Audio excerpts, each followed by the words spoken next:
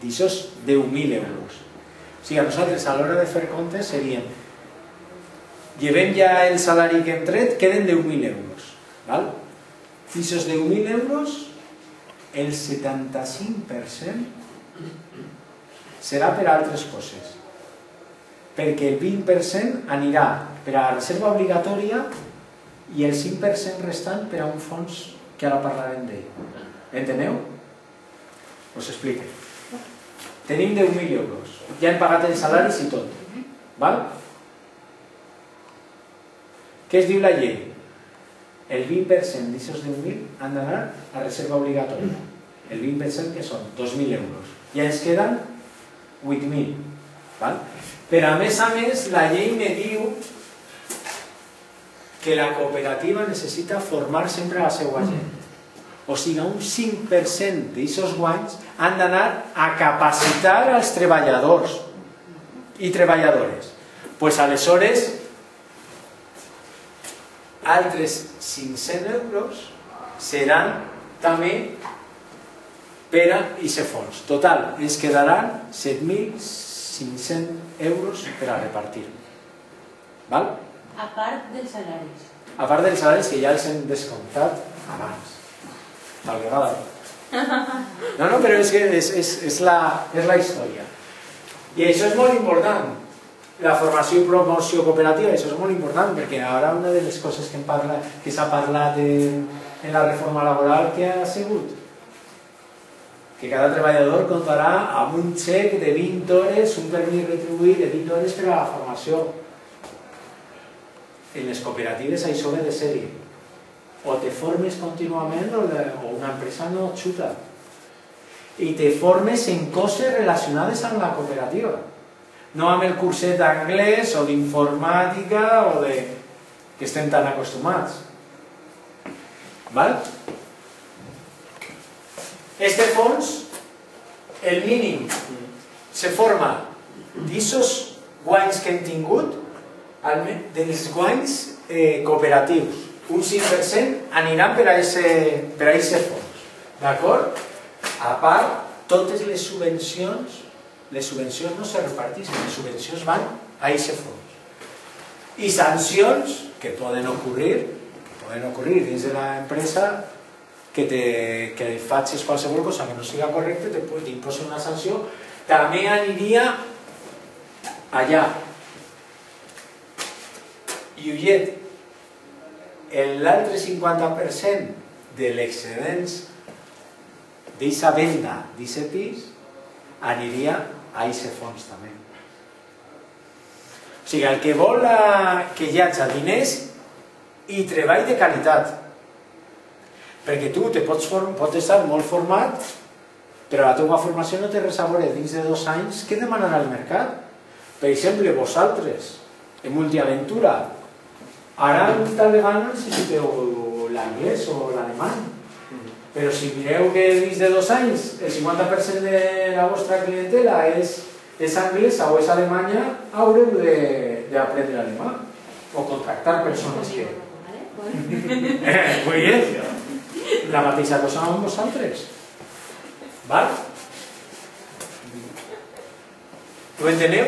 És un poquet, és diferent respecte a les empreses, però amb això el que s'aconsegueix és tindre un futur. Jo no sé si fer-vos ara la reflexió o després. O sigui, una vegada començada la cooperativa, i si les coses van anar bé, està molt bé. Però el problema que tenim ara és el que estàvem parlant abans, és que moltes vegades nosaltres no necessitem totes aquestes coses bones quan està ficada la companyia. Nosaltres el que necessitem, totes aquestes ajudes, és ara, per a començar. I per això ja vos dic que és molt complicat, perquè vas a demanar qualsevol subvenció, tens 31 anys i arriba fins als 30 anys. O tens 42 i comença fins al 45. O has de tindre 3 anys oberts l'empresa, però si vull començar ara. O sigui, una cosa és el que diu la llei de cooperatives, que és fenomenal, però una altra cosa és l'ajuda a l'emprenedor o emprenedora en aquest país, que és És molt complicat.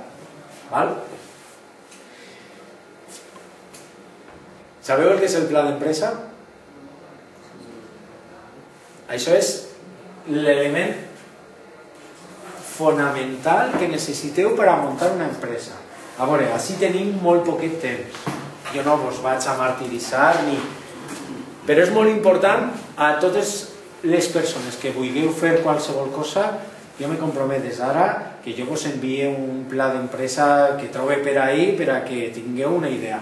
El pla d'empresa és tot allò que hem pensat de com organitzar l'empresa a nivell de diners, a nivell de persones, a nivell de producte, a nivell d'entorn. Tot això cal ficar-ho blanc sobre negre. Analitzar els nostres pros, analitzar els nostres contres, tot això. I això és el pla d'empresa. El que passa és que del pla d'empresa nosaltres sempre ens quedem amb la idea del pla financer, que és el que te diu, en un any vaig a guanyar X, o en un any vaig a tindre aquestes pèrdues. Però amb això el que vull incidir és que és més que els números. Perquè nosaltres quan redactem, tal vegada, tal vegada la idea no és tan bona. O tal vegada no he estudiat ben bé què és la competència. Per això és fonamental. És una metodologia de treball, la menys mala, no se coneix una altra. I és redactar, redactar i redactar. Ara vos explicaré un poquet més. És molt important que no deixeu que vos facin el pla d'empresa terceres persones. I amb això vull dir que després passe per una persona per un gestor o que aneu a la Càmera de Comerç i als emprenedors i a FEVECTA, el que siga, i vos ajuden a això, sí, però el pla d'empresa, la idea i tot això heu de fer-ho vosaltres. Val? I cal un equilibri, ni dir que va ser la llei del primer any ni que va ser un desastre el primer any. Val? I mireu, no anem a mirar-les totes perquè així vos he posat les preguntes que heu de contestar en un pla d'empresa. Després punxarem i vos dono el link per a que vos podeu descarregar un pla d'empresa. Però és l'apartat d'emprenedors. Hem de contestar totes aquestes preguntes. O saber aquestes preguntes abans de començar. Per exemple, ¿has pensado si tendrá que viajar por razones de trabajo y si tienen algún inconveniente para ello?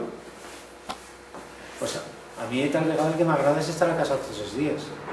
I tal vegada per al treball vosaltres tal vegada heu d'anar a fires del sector i anar a vendre, per exemple, a Alemanya o a Anglaterra, una fira de...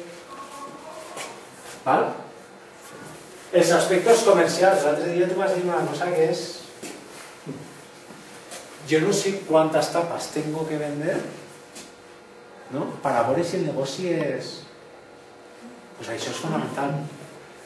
Saber quan he de guanyar jo al dia per a veure si el negoci és rentable. Què fa bé el bar del Canto? Què fa mal? Quina és la mitjana d'edat en el barri? Són immigrants? No són immigrants? Tenen estudis? No tenen estudis? Tot això és important cara a... Perquè, per exemple, si te'n vas en una zona que té molts immigrants, si portes un local multiusi, el que hauràs de fer és estar obert a aquesta nova societat. És per això i totes aquestes coses cal... Val? Si estan les... El procés de fabricació i d'oferiment del servici. Val? Per exemple, quants proveïdors tenim? Ho sabem? Clar. Quants proveïdors en tenim? Quant ens costa? I en vegada de tindre 4 proveïdors, i si tinguem 2?